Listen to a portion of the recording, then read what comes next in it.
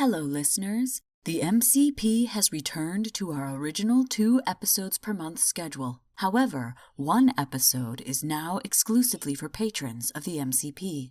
The other episode will remain completely free for all listeners. If you'd like double the number of episodes, go to bit.ly/morbidpatron, that's bit.ly/morbidpatron, to become a patron.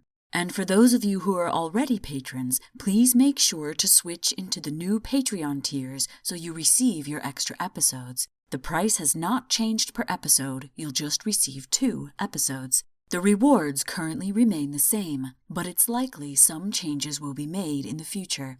A huge thank you to all of you, patrons and listeners, for your support. I wouldn't be able to keep this podcast going without you, the creepy community. Thank you so much. This episode was suggested by my mom. If you'd like to suggest a topic, you can do so at Facebook and Instagram at Morbid Curiosity Podcast, on Twitter at Morbid Podcast, and on our website, www.morbidcuriositypodcast.com. This episode contains discussions of ritual violence and the deaths of young children and adults.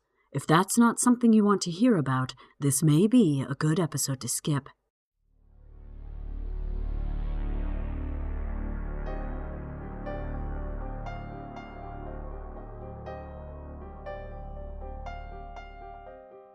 Humans are fascinated by gore and violence, but even more so the mysterious and unsolved. Interest in these disturbing and unpleasant subjects is called morbid curiosity, and it has gripped millions of people throughout the ages. I am one of those people. My name is Hallie, and this is the Morbid Curiosity Podcast.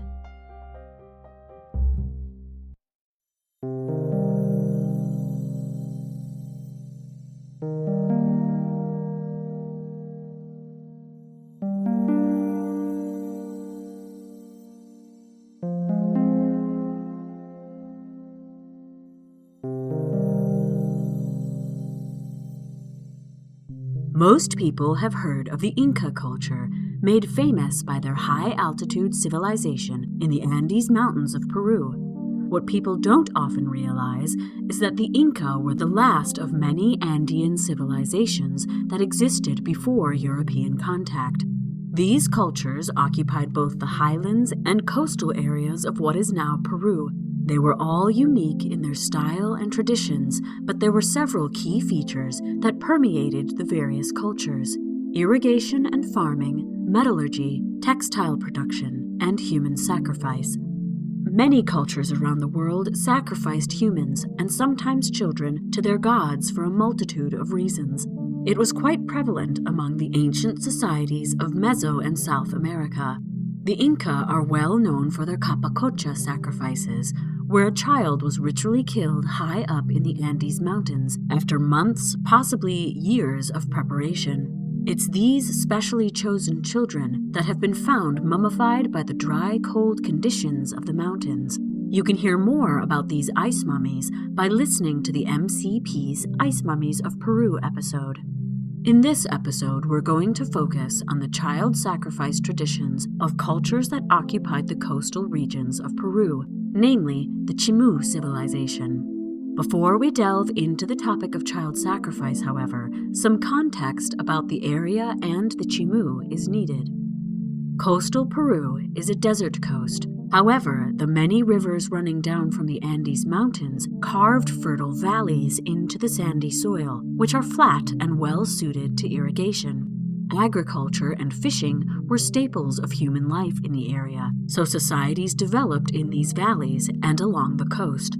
One of the earliest cultures to occupy coastal Peru was the Caral Supe civilization, which emerged around 3500 BCE and faded around 1800 BCE. Another was the Chavin culture, which arose around 900 BCE and persisted until 200 BCE, spreading from the highlands down to the coast. Religion, metallurgy, textiles from llama and alpaca wool, and agricultural irrigation developed and intensified during Chavin occupation. The culture that rose after the Chavin were the Nazca, who are famous for the enigmatic and gargantuan earthworks they left in the Nazca Desert. The Nazca arose around 100 BCE on the southern coast of Peru. Around the same time, the Moche culture developed on the northern coast. The Moche were a collection of culturally united but politically autonomous polities or city-states that inhabited the Moche Valley and neighboring valleys. Two of their most famous monuments are the Huaca del Sol and Huaca de la Luna, translated as the Temple of the Sun and the Moon. Huaca means sacred place and is a term used for many types of sacred ancient Andean places. For the Moche, a huaca was a raised platform with a complex of buildings and courtyards on it. Between these two huacas, a mass grave was found containing 40 men between 15 and 30 years old. Their corpses had been deliberately mutilated. The Moche practiced many complex rituals which included human sacrifice, dismemberment and disarticulation of the victims, and exposure of their corpses. These practices have been confirmed as human sacrifice rituals, thanks to the iconography on many painted pottery vessels and the mass graves of their victims. I'll go into detail on how to identify human sacrifice in the archaeological record in a moment. The Moche also excelled at agricultural irrigation, textile production, and pottery. The culture faded around 700 CE. From the ruins of the Moche, the Chimu culture, also called the Chimu civilization, arose in about 900 CE. The Chimu Empire was a conglomeration of different cultures from surrounding valleys that made up what modern archaeologists would call a kingdom. Some of the cultures joined willingly, others were conquered. The Chimu Empire was the largest kingdom in the late intermediate period of Peru, encompassing around 1,000 kilometers or 620 miles of coastline. Their capital city was Chanchan, which sits just west of modern Trujillo, around 550 kilometers northwest of Lima. The archaeological ruins of Chanchan suggest the Chimu had a very blunt social hierarchy. It appears there were 4 levels of society, with the king and his family ruling from within walled complexes called ciudadelas. The next level down was the bureaucracy, then artisans. The lowest level was made up of the people who actually did all the intensive work, such as farmers, fishermen, and laborers. The last structure built in each ciudadela was a burial platform, where the ruler and their family were buried. After their death, the ruler's ciudadela became their mausoleum. Everyone moved out, and the complex was closed off to all but their closest kin, who maintained the structure inside. The next king had to build their own ciudadela with their own funds. This type of inheritance is called split inheritance. A large bureaucracy existed due to the control of information, such as religious and administration officials. These elites also handled the organization, storage, and distribution of food and other goods to the rest of society. They lived in the ciudadela with the royals. The majority of ciudadela citizens were artisans, which lived in groups according to their profession. Both men and women were artisans and were not allowed to change professions once they were born into them. Regular citizens lived outside the ciudadela walls. Organized by the administrators, large workforces built irrigation canals and farmed the fertile river valleys. Hydraulics were created to keep the valleys damp enough for crops. Walk-in wells and reservoirs were built to store water in case of drought. The intensive farming and hydraulic work joined all the valleys occupied by the Chimu together to form a complex empire. Around 1000 CE, a change in normal ocean and weather conditions called El Nino occurred, reducing the availability of marine resources and the agricultural conditions due to heavy rains. Many of the irrigation canals were destroyed, forcing the Chimu to develop long-distance trade with people further inland and expand their agricultural works. This isn't the only time El Nino had a massive impact on the Chimu, and it will be important later in this episode. The origin of the name El Nino dates to the 1800s, when fishermen on the Pacific coast of South America noticed that a warmer-than-usual ocean current appeared every few years. The number of fish dropped drastically, negatively affecting the food supply and livelihood of the communities of coastal Peru. Fishing was much better in the years of La Niña, when the cold water from the deep ocean rose, a phenomena called upwelling, bringing with it rich nutrients that attracted more fish to the coast of Peru. El Nino usually occurred around Christmas time, so they named it El Nino, which means the boy in Spanish, in reference to the birth of Christ. Scientists call this phenomena the El Nino Southern Oscillation Cycle. Both El Nino and La Niña have global impacts on weather, ecosystems, and economies. The interactions between the ocean and the atmosphere alters weather around the world and can result in severe storms, drought, or flooding, causing a lack of fish and famine. These changes often have secondary impacts, such as political and social strife, as communities struggle to survive on the limited resources. Episodes of El Nino and La Niña typically occur every 2 to 7 years, but not on a regular schedule. They generally last 9 to 12 months, but can sometimes last for years. One can imagine the social impact if food supplies were depleted for years due to an unusually long El Nino event. The Chimu were one of the largest unified states in South America at the time, superseded only by the Inca, who conquered them after a long struggle in 1470 CE. We know some things about the Chimu thanks to the Inca, who described them to the Spanish conquistadors, who in turn conquered the Inca only 50 years after the Inca conquered the Chimu. While it seems extreme and abhorrent to modern society, human and animal sacrifice was a common practice throughout ancient Andean civilization. In general, sacrifice of some sort is a major component of many religions. The word sacrifice comes from Latin, from a combination of the word sacer, meaning sacred, and facere, to make, together to make sacred. A sacrifice is something given, either physical or otherwise, to a supernatural being. In archaeology, we can only see physical sacrifices because that's what survives long after the people who made the sacrifices are gone. Usually, these physical items are ritually killed, either broken or changed in some way, in order to deliver them to or placate the supernatural being. It's not an isolated act, but part of a network of practices which take place before, during, and after the act of killing. But why kill a human as a sacrifice? Death was believed by many cultures to release the life force of the victim, transferring its power or energy. In the case of ritual sacrifice, that energy was transferred to a deity to nourish them, placate them, or otherwise show devotion. Human sacrifice could also be used as a way to channel violent activity building in a community into one victim, who is killed in order to banish that energy. This type of sacrifice can also serve to legitimize and/or reinforce social hierarchies, as those who enact the sacrifice are generally high-ranking officials, and the sacrificial victims are generally powerless. In both cases, the sacrifice is believed to ensure the safety and prosperity of the whole community, or sometimes the world. Sacrificial rituals tend to intensify in times of social change or upheaval.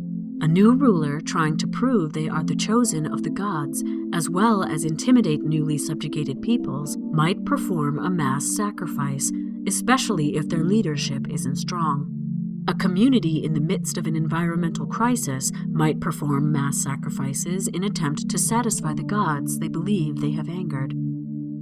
For a long time, the Chimu were not known to have performed human sacrifice. No archaeological evidence of sacrifice had been found, so it was thought that they were unique to the area in this. However, in 2011, several Chimu-era child graves were unearthed. Many modern techniques were used to glean information about the Chimu from these graves, and archaeological evidence supporting the practice of ritual human sacrifice was found. Further excavation revealed hundreds more burials in the same location. Not far away, another several hundred were found. I'm going to discuss these mass sacrificial sites as well as the archaeological evidence of human sacrifice. But first, let's pause for a word from our sponsors.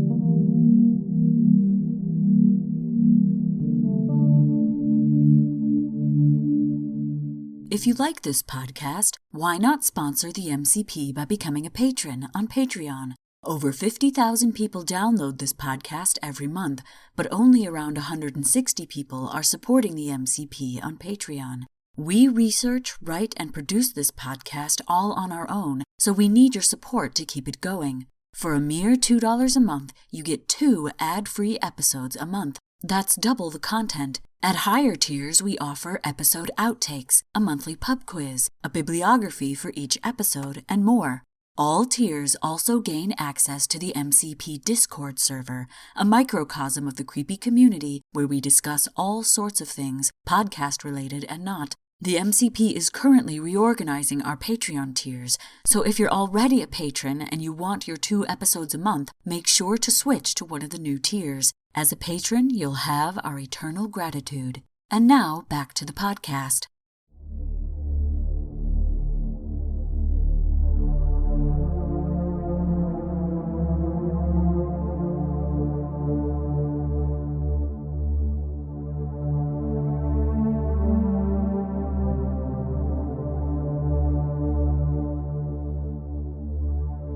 Before we can talk about the mass grave sites, it's important to know how archaeologists identify ritual sacrifice in human remains. There are subtle differences that separate a religious ritual sacrifice from a mass execution.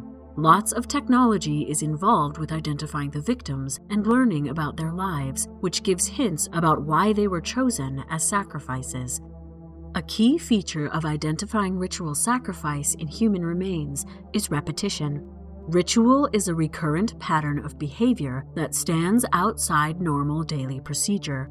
A violent human or animal death that is repeated, for example found in multiple layers of an archaeological site or associated with a specific type of architecture or feature, is likely a ritual sacrifice.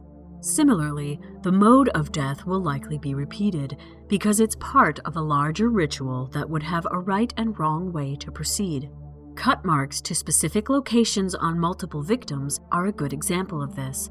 Human remains all dispatched in the same way is indicative of ritual sacrifice.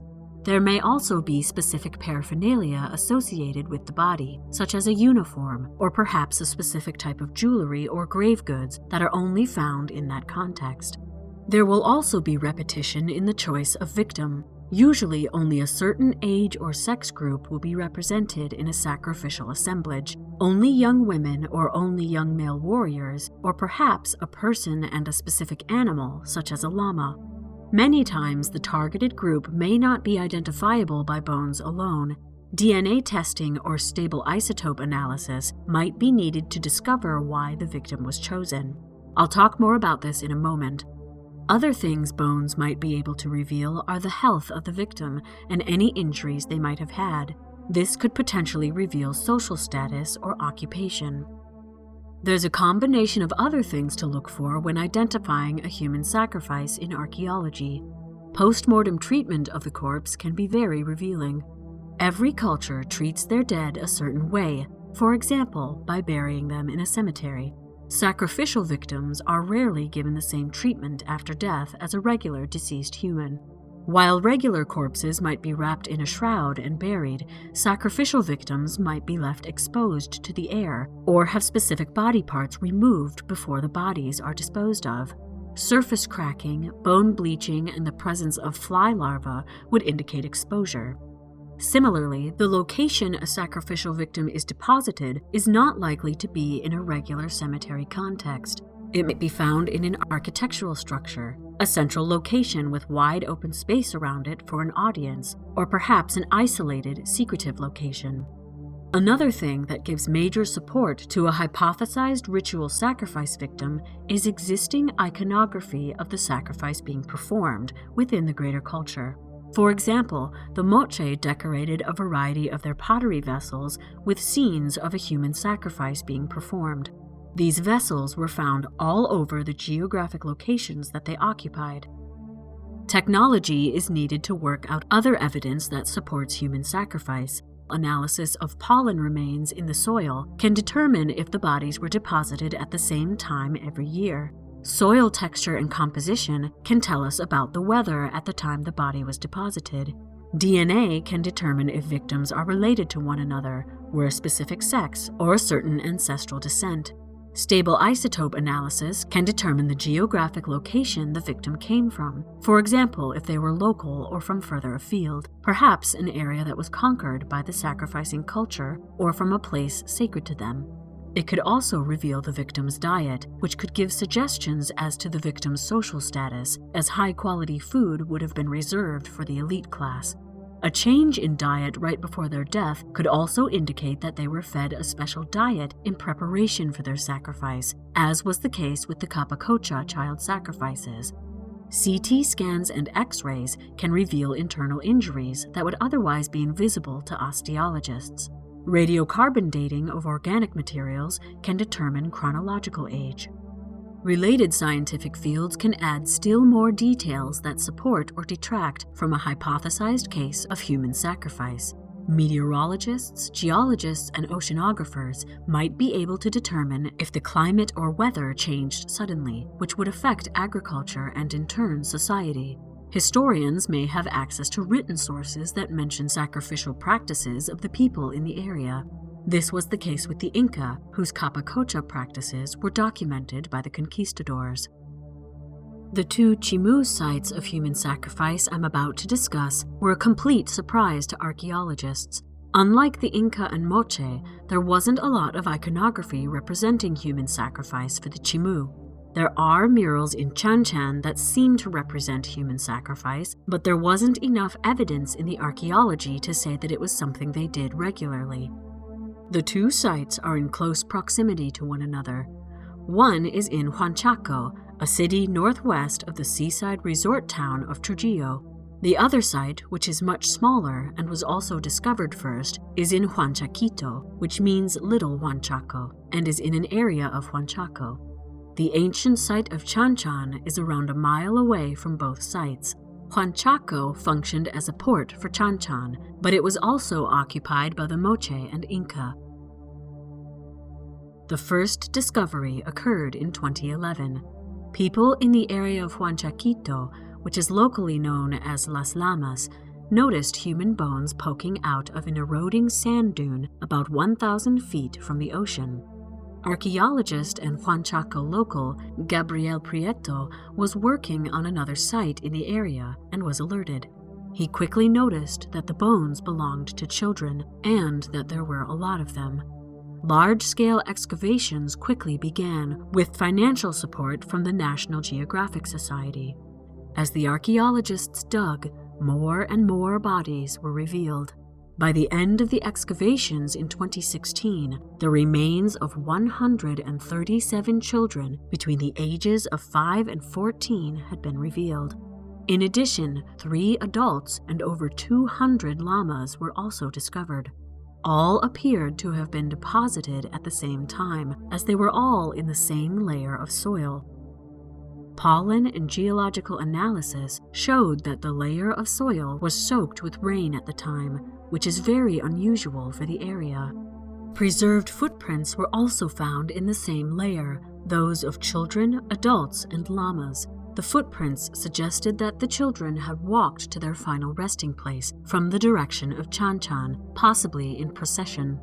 Also preserved by the arid climate and salty soil were textiles, some hair and skin, and the red cinnabar pigment that was smeared over the faces of the victims. The children's remains were arranged in groups of 3, all of similar age. The bodies were placed on their back or side with flexed legs, facing northwest toward the sea.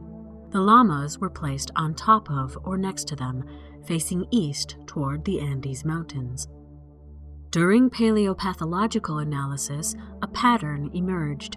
Both the children and the llamas had cut marks on their sternums or breastbones and broken or displaced ribs. The cut marks were eerily consistent, indicating a practiced hand had created them. It's been suggested that the cut marks may indicate that their hearts were removed. Cranial modifications identified on some of the skulls suggested that some of the children came from different regions. Artificial cranial modification, or deformation, also sometimes called cradleboarding, is a process in which an infant's skull is wrapped tightly in order to force the skull to grow in a more elongated shape. This was a marker of identity, more common among the Lambayeque, Yaquetepeque, or Chicama Valley peoples, all of whom lived further north. Isotopic analysis confirmed that the children came from diverse geographic locations. Radiocarbon dates indicated a time frame of about 1400 to 1450 CE, near the end of the Chimu Empire, just before the Inca conquered the area. The findings were published in National Geographic magazine in 2018. John Verano, co-leader of excavations and a biological anthropologist at Tulane University, stated that the child sacrifice and chest mutilation had not been seen before amongst the Chimu. The research team hypothesized that it was indeed a case of human sacrifice, and because of the scale of the sacrifice and the intense rain at the time, it was likely a desperate act to try and stop a lengthy and destructive episode of El Nino by appeasing the gods. About 1.5 kilometers away to the northwest of the Las Llamas site, but still in Huanchaco, another mass burial was unearthed in 2016. Gabriel Prieto also excavated this site, which is often called the archaeological zone of Pampa La Cruz. Excavations of 2 artificial mounds, probably huacas, revealed more remains of children, many with similar cuts to their sternums and broken ribs. Environmental and soil conditions enabled the preservation of textiles, which is fortunate as many of the children were wearing multiple garments, including mantles, loincloths, and tunics. Skin and hair were also preserved for many. Around 227 individual child skeletons were unearthed during this first archaeological season, as well as 40 adults. All were killed in wet weather, buried in extended positions with feet to the east. It was soon revealed through radiocarbon dating that this was not just one sacrificial event, but 6, done over a 450-year time frame. This is supported by the over 80 radiocarbon dates taken from fragments of bone and textile from Mound 1. Mound 1 contains the earliest sacrificial event, occurring around 1050 to 1200 CE. The remains are oriented with their feet to the east and heads to the west. This orientation is consistent for all remains dated to this time period. 90% of the remains in Mound 2, which has yet to be fully excavated, are also in this orientation, so it's likely they were part of the same event, but radiocarbon dates for Mound 2 have yet to be reported. This level of Mound 1 is the oldest human sacrifice so far found in the area. Event 2 was similar to Event 1. For Event 3, dated to between 1200 and 1300 CE, the children were dressed in textiles with representations of Chimu deities, headdresses with feathers of exotic jungle birds, and other artifacts, suggesting they were of an elite class. The feathers from jungle birds are a sign of active trade between the coastal and jungle societies. Event 4 and 5 occurred between 1300 and 1450 CE, a similar time frame to that of the Las Llamas site. The children were dressed in a sort of uniform, loincloth, white shirt, and a turban. All the remains from these 2 events have similar systematic transverse cuts on the sternum with broken or displaced ribs. Event 6, the last event making up Mound 1, occurred during or after the time of the Inca conquest of the Chimu, between 1450 and 1500 CE. 76 more burials were unearthed in October of 2022, all in a similar burial position to Event 4 and 5, with similar cuts to the sternum. This brings the total number of sacrificed individuals at the Pampa La Cruz site up to 323. Hundreds more are likely to be found. These more recent excavations have been financed by the University of Florida and the National Science Foundation through doctoral student Rachel Witt. Gabriel Prieto suggests that the sacrificial events occurred once every 100 years or so during the heyday of the Chimu civilization and after the Inca conquest. He states that these sites show that human sacrifice, especially that of children, was an integral part of Chimu culture, and that it was unknown before in the archaeology because these sacrifices were done en masse in a single location. John Verano stated that despite the ubiquity of human sacrifice in South and Central America among the Inca, Aztec, and Maya, there is no record or archaeological evidence of child sacrifices of this magnitude anywhere else. The Pampa La Cruz site is by far the largest mass child sacrifice site in history so far.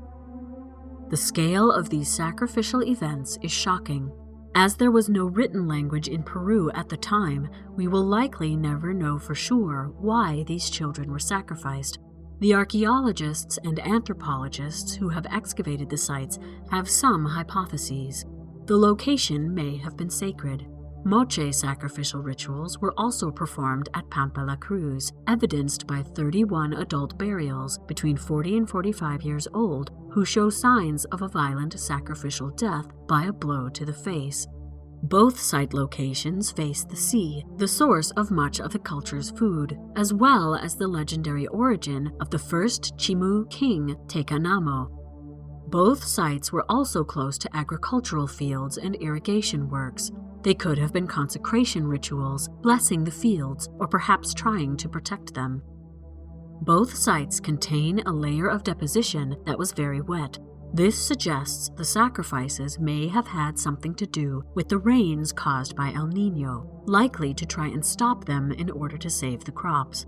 Ice cores and nearby lakebed samples give climate data consistent with this theory. During the time of the Chimu, the Huanchaco area saw a long drought and then several major El Nino episodes. The sacrifices could be due to these episodes or cultural upheaval caused by them. Whatever the reason, these were costly rituals. In most cultures, human life is considered the most valuable offering that can be made, and a young life the most valuable of all. Children are the future of the culture. The Chimu were sacrificing their future to save their present. As many of the children came from further afield, it's possible they were willing victims sent by all the peoples of the Chimu state in a desperate attempt to communicate with the gods. Willing or not, the Chimu must have felt that this was the only way to save all their people from destruction. Human sacrifice is fascinating. It's more than ritualized murder. The whole process is done with purpose and is imbued with sacred meaning. The sacrifices are often accompanied by elaborate rituals, which can include pre- and post-mortem activities. These rituals are meant to ensure the victim is transformed into something the gods can use, consecrated, prepared for the divine. In human sacrifice, the thing sacrificed is life. The life of a few is sacrificed to save or protect the many. The price paid was high, which means the situation must have been dire. It's these desperate times and what is done in them that spark our imaginations and unlock our morbid curiosity.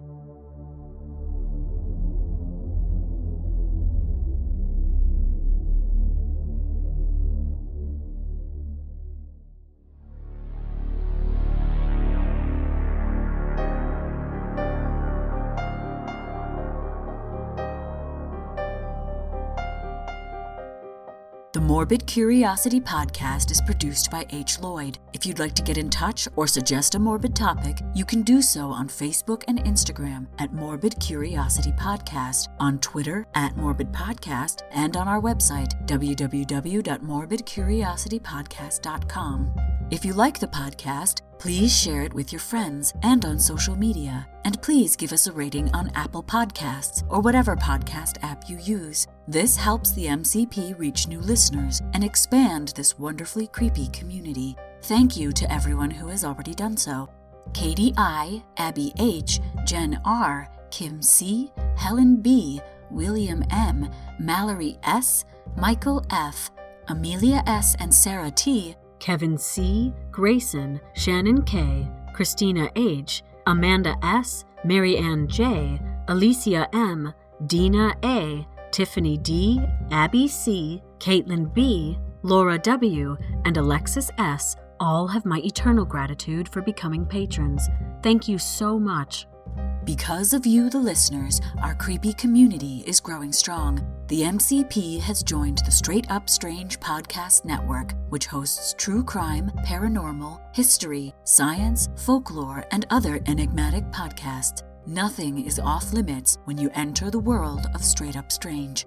The MCP is also part of the Belfry Podcast Network, a haven for goth culture, featuring podcasts, blogs, and videos, all catering to the darker side of life. If you'd like to support the MCP, but would rather not become a patron, you can give one-time donations on our website. Also on our website are links to all our social media, a list of episodes, and our mailing address. We also have an Amazon wishlist at bit.ly/morbidwishlist. That's bit.ly/morbidwishlist. Any purchases from this list are greatly appreciated. We are eternally grateful for your support. My name is Hallie, and until next time, thanks for listening.